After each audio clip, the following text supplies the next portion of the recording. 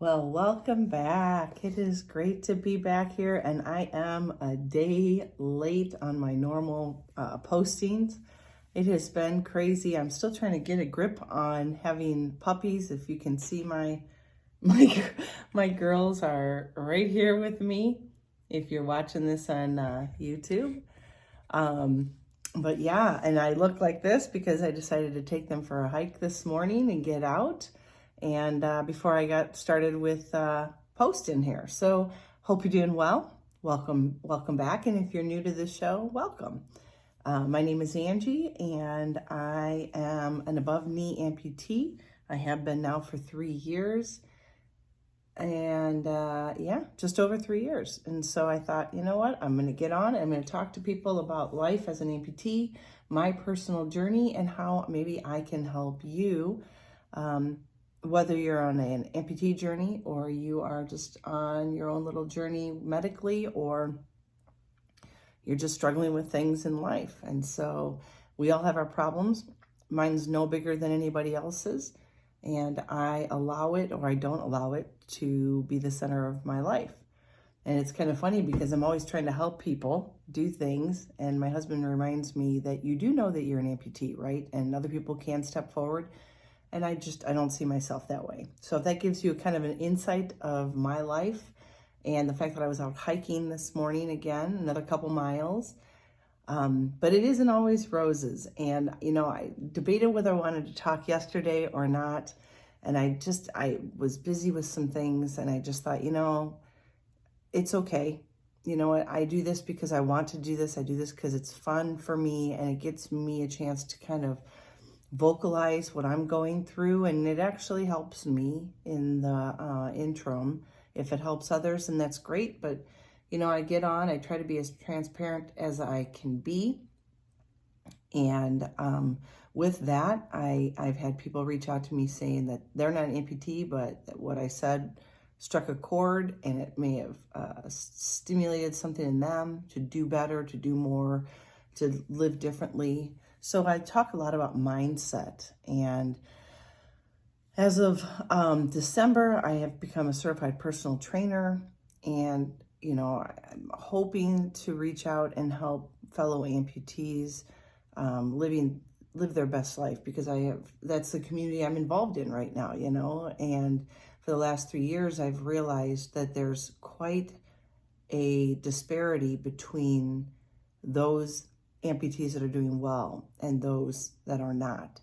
And those that are not really are struggling. They're struggling with pain. They're struggling with healing. They're struggling with learning to use a prosthetic device. They're struggling to get back to real life, a quote unquote normal life. And then there's others that are rock stars, and Paralympians and stuff, that some of us that have been athletes all our life wish we could be at that level. And so I'm kind of hoping that with any of these podcasts, that some aspect of them will help anybody going through something in their life. And today is one of those days where I get to be transparent with you that I've struggled the last few weeks. I haven't done a ton, but that's not because I haven't been motivated to. I've been exhausted because we got a new puppy. It's probably been 3 or 4 weeks now. And the potty training thing, and she's a Chihuahua. She's like 5 pounds. And so, the bathroom breaks, and having to potty train her all the time and through the night, making sure she sleeps. And she's always looking for me at night. And she just wants to know that I'm there, because as soon as I wake up and, I was going to do a whole podcast on, pets are great. Dogs are awesome for your own mental health. But if you get one that's not potty trained, and you either live alone or you are an amputee, even with a partner, like my husband's here, just like the kids, I'm more attuned to it, because this is my full-time job, is being at home, whereas my husband works. So he's busy, and by nighttime he's exhausted, and I'm the one that listens for the movement. I worry about her peeing on the rug in the middle of the night, things like that. So with that being said, I have realized how hard it is. This is our first puppy as me being an amputee, You don't realize what that's like in the middle of the night. I, I tried doing it. I didn't want to wake my husband up. And so a couple weeks ago, I thought, okay, I don't sleep with my leg on, just so you know. So I have crutches that I use throughout the night. If I have to get up in the middle of the night to use the bathroom or go to the kitchen or whatever, I use my crutches. And so if you have a puppy that doesn't know out or does not want to go outside where it's cold in the middle of our nights, even though we're in Arizona, the nights are very chilly. And Chihuahuas are they're small, they're thin coated, they don't like the cold. Trying to get a puppy out the door when you know they have to go to the bathroom and you only have one leg in crutches. So I tried to pick her up and then tuck her in my hand where the crutch hands are. And that did not work at all. But I was afraid if I put her down that she would just pee wherever she wouldn't go out. She'd just pee at the door. And so the first couple times I did have to wake my husband up. Now I've come to the realization that I need to just crutch to the door, put my crutches aside, sit on the ground, coax her over to me right by the door. And then when she comes to me, open the door and kind of push her out the door while I try to stand quick, get my crutches, and not let her back in. So it's been quite an experience, I have to tell you. Wasn't quite sure I was going to make it through those first few weeks. Now she doesn't really need to go out in the middle of the night. And if she does, she actually wants to go out and she actually runs to the door with me. So we've avoided having to pick her up when I'm in crutches, on the crutches. And I took them both out for hikes today. So they are out cold next to me, just out. I took their collars off so they wouldn't shake and make the noise in the background. But they are completely out and on my chair with me. So all that being said, and I was, I thought, I wonder how many amputees think, I want to get a dog, but they don't realize that some amputees don't use crutches, they'll be in a wheelchair. So that's, just as hard. Trying to get out a door quickly, it's just tough. And you just got to figure out what works for you. And it's chaotic and it's messy at times, and all I can say is chaos is basically how I would word it. So the first few weeks were very chaotic, especially the night times, and I was beat. So it took me a while to get back to do my podcast this year. And then this last week, I started noticing throughout those couple weeks where I was just really kind of sitting around letting her sleep on me. I would get work done, I was getting my corrective exercise certification, so I have that now done. And I'm almost done with my fitness nutrition. I just got to finish the second part of the exam, which is all essays, and I'm not looking forward to writing essays. But when I would sit down, she would lay next to me and sleep. And at that point, then I knew that I was off duty. I didn't have to worry about her peeing somewhere in the house.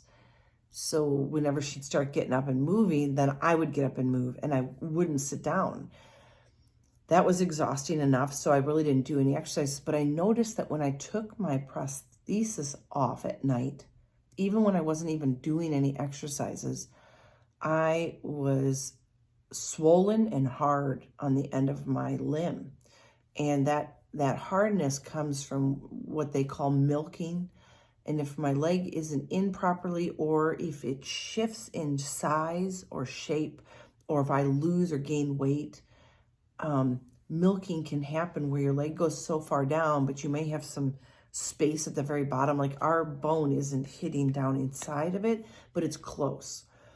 And when you don't get it in well enough, what happens is you're going in and you're kind of pulling out, and it kind of pulls and it hits in the bottom, hits in the bottom, and it creates a swelling. And that swelling has no place to go, so it pools in the bottom of your limb hard, like you've I don't even know how to explain it. It's hard, even though it's a swelling. And it was like that for a while, but it was doable because I really wasn't exercising. I wasn't really getting out and hitting the streets or the hills. But this week I've gotten back and done probably 6 to 8 miles out of my leg hiking. and it is getting beat up. And last night was just, it's frustrating is all I can say. Is it's frustrating because not only does it swell, but it bruises. So I have internal bruising happening. Now I'm telling you guys, I haven't even talked to my prosthetist yet, because I just am dreading saying that there's a change happening. For those of you that don't realize it, but when change happens, which just, it happens, you know, I've been weighing myself. I keep track of my weight. I've only fluctuated up and down a couple, 2 to 3 pounds since I've had this one. So it's not, I'm not anywhere out of the range. So it's not the weight. So it must be that my limb is changing a little bit in shape. 3 years out and still changing. So talk about, you know, being persistent and diligent and keeping up with things. But when there's change like this, and you kind of know that change is happening based on the fact that that was happening before I was even working out, and then I started working out and it made it worse, and the bruising started happening, then I know that there's change happening, and change is going to have to happen to my socket. And I hate change to my socket. I've done it. I was really persistent the first year, and then it starts to lose its excitement and newness to get new sockets or new fittings, because with every new one, even though it's a better fit, it isn't at first. It's like putting on a brand new pair of gym shoes and going out and trying to run a mile or run a half marathon and finding out where it rubs you raw. Well, that's the same thing with our sockets. So as much as I don't want to feel what I'm feeling, I also don't want to go in and tell him it's happening, because I know he's gonna have to make some changes. Then I'm gonna have to feel that out, see if that makes it better or worse. And it could make it worse. And then if it does, then we change this, then we change that, we make this tweak, and we make that tweak. And I don't want to do it. I'm being a baby, but I don't want to do it. I want it to be status quo for more than 4 or 5 months. And I'm still there. Like, I got this leg, I'm going to guess August maybe. So September, October, November, December, January, we're like 5 months. And now I'm noticing a change in my limb and the way my limb is. So I'm frustrated. And I thought, well, you know what? That in and of itself, you have to know, is just a part of the journey as an amputee. It is a part of the character building that happens when you become an amputee. If you have any medical problems, if you have really bad back pain or neck issues or fused vertebrae or a bad hip or shoulder, whatever you are going through, and even if it's an invisible pain that no one else can see, like mine is very visual, obviously, with having a leg missing. And I don't hide it. I don't want to hide it, because there's no reason. I'm proud of what I've been through to get to this point, and I'm proud of how far I've come as an amputee. I'm not going to hide it. It is who I am, and I embrace it, and I love it, and it's a conversation piece.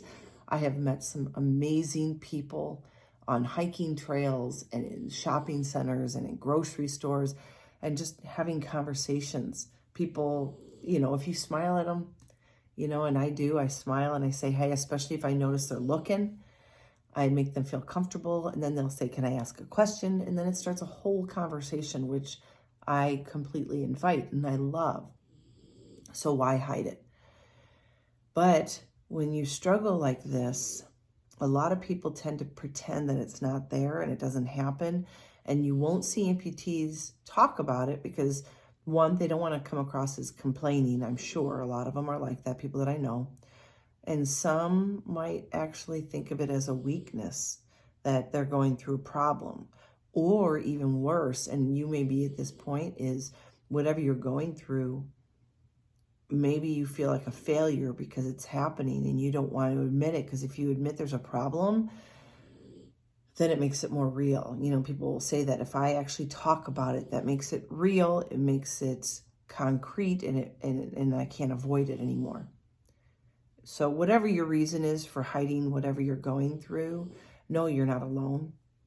I have great days and I have bad days. I have horrible mornings when I'm racing to get my leg on so I can get a puppy outside to the bathroom. and then I'll feel better a couple hours later. I mean, I literally within 2 hours can change. Everything can change. Like today, putting it on, I was so swollen last night and actually rubbed a section raw, and it was burning like an Indian burn. And I know it's probably Native American burn. That's probably not politically correct anymore. But you remember when we used to do the snake bite, when you twisted people's arms, you had that burn? That's kind of the feeling I had at the bottom of my limb last night. Even after I took my leg off, the burn did not go away. It felt like I was just sizzling. And then you wake up in the morning and the bruising's there, the swelling's gone down, and the burn is still there. And then you go, let's put it on again. And I put my leg on. For those that have asked me, I do put it on first thing in the morning, and now even more so, because the longer I keep it off, the more fluids from the night that have kind of drawn out of my limb are now gravity's pulling back down on my limb, which makes it tighter to put on, and then I don't put it on correctly. So I learned the hard way. And now with the puppy, I'm literally getting it on at like 6 o'clock in the morning. I fidget with it a little bit with the valve. Sometimes, not very often, but maybe twice since we've had her, I've taken it off and readjusted, and it's been better. And I keep it on until I go to bed. So it might be on till 10 or 11 o'clock at night. And I never take it off. I don't take it off in the middle of the day unless it's summertime here and I'm in the pool. That is the only time I will actually take off my leg. Otherwise, it just is, it is me. And that's why I don't even think of myself as disabled or an amputee, because I'm so used to it, pain and all. Right now, as I'm talking to you, my calf that isn't there is tingling. My foot is kind of numb and tingling, like my foot's falling asleep, like really bad, and I need to shift. And you'll see me shift. If you watch the video on YouTube for my podcasts, you'll see me shift every once in a while. It's just to rearrange where my leg is. As much as I move my foot, I know my foot's not really feeling it. It's a nerve somewhere in my thigh where my socket is. So I kind of readjust where my leg is in my socket. But anyway, today we'll see. I did go for a 2-mile hike with the pups, and I'm a little sore right now. I can feel it. It's not sore like bruise sore, but it is, I can tell the bruising is still there, and I can tell that I'm a little bit still tender where the rawness was, so the burning is a little bit still there. And when I sit for a while after doing an exercise and I get back up, then everything hurts again. So I got to kind of, almost like your body floods itself with a certain hormone that just kind of takes pain away and kind of numbs you. I really count on that. That's a really, really amazing feature of our bodies. And it's just that first time getting up. So when I get done with this podcast, I will look like an old lady trying to get out of my seat and start walking around. And then I'll be fine. And I'll be moving around. And I might even go for a walk later with the dogs. I'll be fine. But it's like the first few minutes after sitting for a while that my leg's like, yeah, nope, don't like it. Today, I wanted to also talk about, like I said, the transparency is that I'm struggling right now. I will push through. I will learn about myself a little bit more internally and mentally, what I'm capable of. I haven't talked to my prosthetist about this yet. Some of you might be like, why are you waiting? One, because I don't want to change, and I know that's what he's going to suggest. Two, I don't want to drive all the way out there because it's like 45 minutes just to get out there, and then it's not through easy spaces. It's, highway driving, and I usually end up going in the afternoon, and then I'm coming back in traffic. So I'm heading down past Phoenix. But I also have to learn about myself. When I first became an amputee, every little thing was new. Every twang, every numbness, every tingling, every pinch, every nerve ending, everything was really, really new.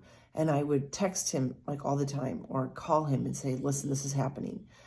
And I'm like, is this, and I'd say normal, which now I know is not the case, but is this a common effect is what I should say. Is this common? Is this something that not out of the ordinary that you would expect me to say after what I've done, which was usually hiking or doing something extreme? And he'd be like, yeah, that's fine, that's fine. Well, no, maybe you should come in. We should check this. We should check that. And he'd make his little tweaks here and there he might add some padding to tighten up the way it fits between the soft and the hard part of the socket. But as I'm further and further out from that very first socket, I have learned not to jump the gun, because a fix of what's going on now could create something worse in the interim. He may make a fix that will cause me to rub myself really raw on the bone, because I have bone hitting the back of my socket. So if he puts a pad in a certain area, and it has happened where I've had to just take the pad out once I've gotten home and done some workouts on it, kind of, you don't know how good you have it until you realize that you've lost what was actually pretty good. And so I'm learning that. And I hope you hear this. If you're going through issues, sometimes what you're going through is doable enough. If I wasn't going to get out because I didn't have a way to manipulate the puppy to move with me, because she wasn't used to a leash, she definitely wasn't even used to her collar. That was all new. And now she's getting used to it, and we've taken small walks around the neighborhood. Then I jumped her into doing a hike, a short hike, and then we've elongated the hike. Now I'm active. So now I'm starting to feel the bigger effects of what was going on. But before, there was no reason for me to be like, hey, I've been sitting on the couch all day and I'm swelling.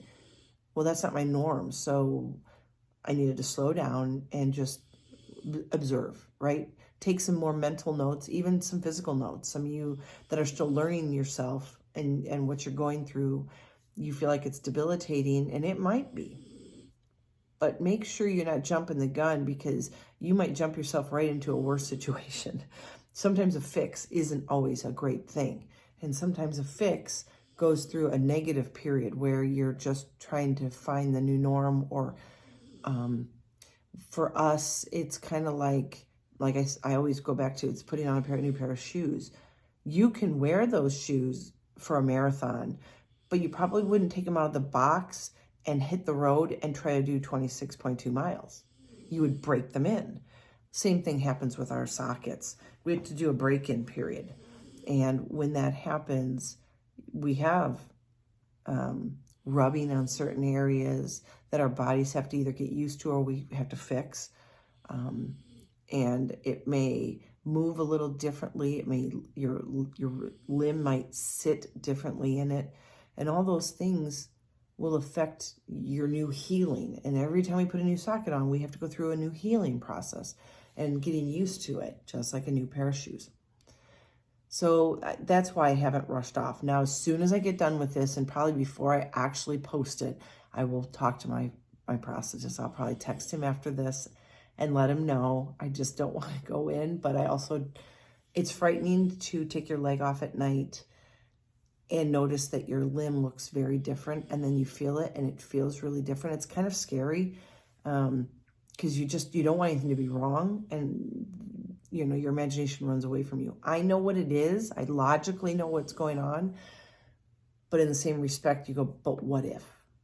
And so I do need to report to him changes. And like I said, we're coming on to 3 years that I've had my prosthetic. I think I got it at the end of March, beginning of April, 3 years ago.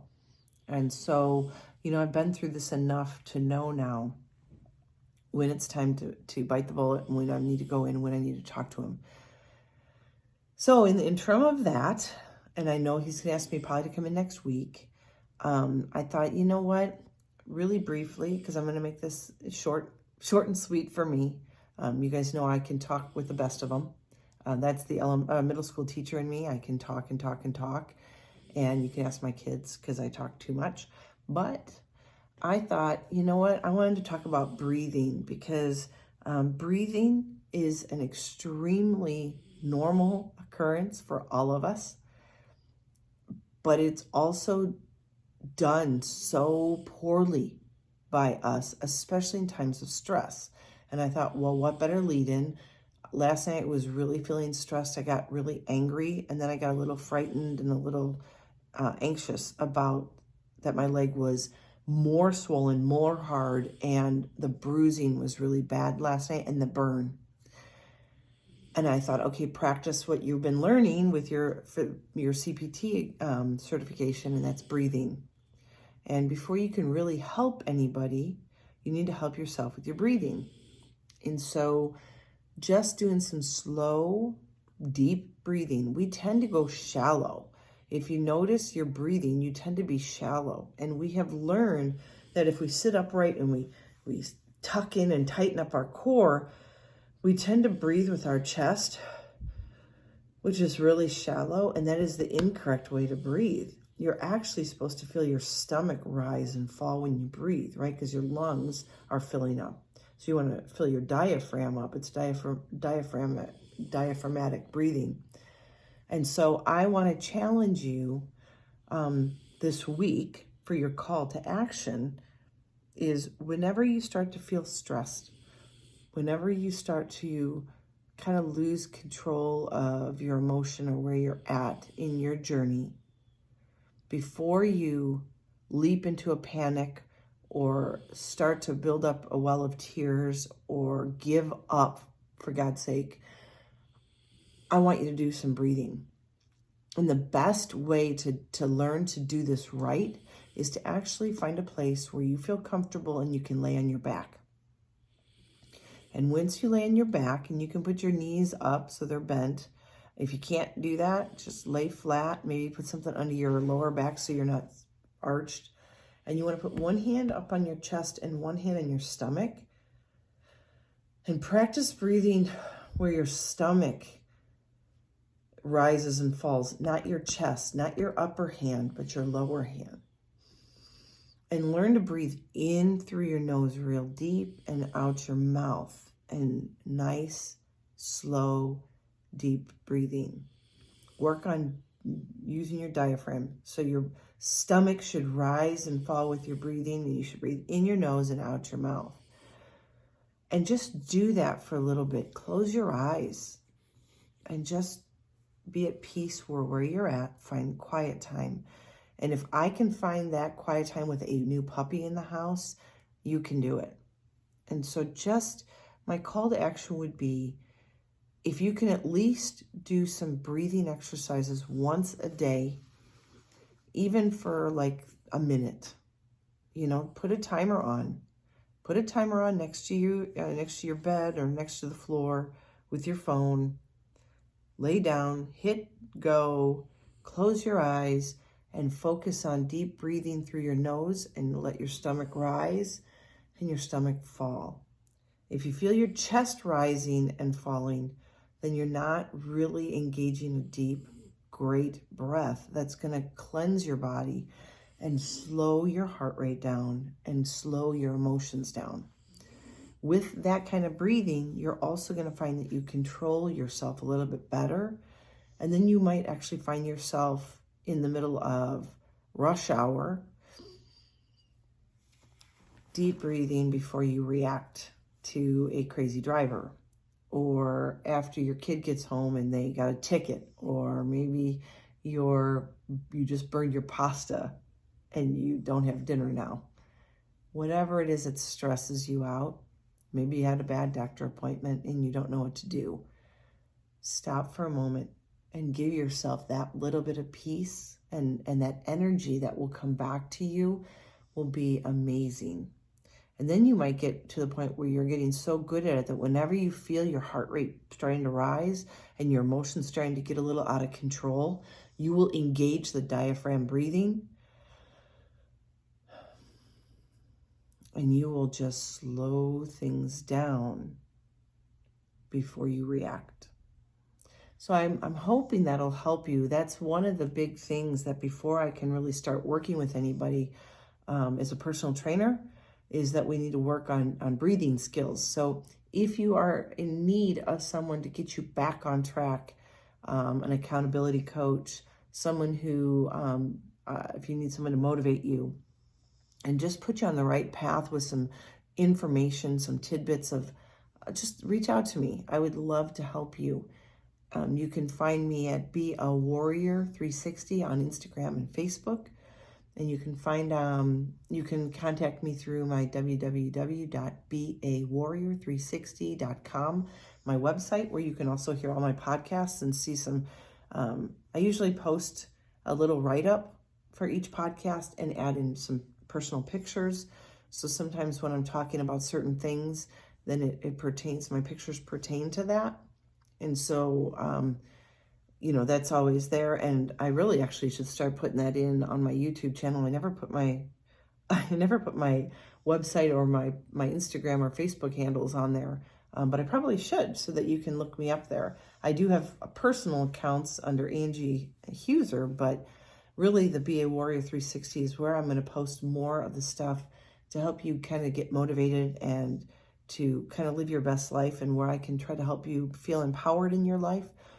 And that's my way of trying to give back. I've been very fortunate to be around some amazing people that have helped me rise to the challenge, people that have not left my side, people in the medical field, and friends and family who have motivated me to get back to a normal life, to feel like me again, and to realize that anything is possible if you put your mind to it. So a lot of it is mental toughness. And if you need some guidance with how to get your mental game sharper, reach out to me. I would love to help you. So on that note, I'm actually in 30 minutes. It's really impressive. Sometimes I talk way too long, but I'm excited for the future. I'm excited to see where you're at. I'd love to hear your stories and have you reach out to me. You can DM me on Instagram or Facebook. You can go to my website and write me. But please let me know where I can help. And I really, really hope that you got something out of this podcast that is of use to you. And just know that you're not alone, that we all fight a battle. We all struggle. We all have bad days. We all have great days. And it's our job to just kind of live the best that we can and honor ourselves and our families with our best life. So until next time, I hope that you are healthy and happy, and I want you to just be you. So take care. Have a great rest of your week. Have an amazing weekend. Recharge your batteries. And until next time, be healthy, be happy, be you.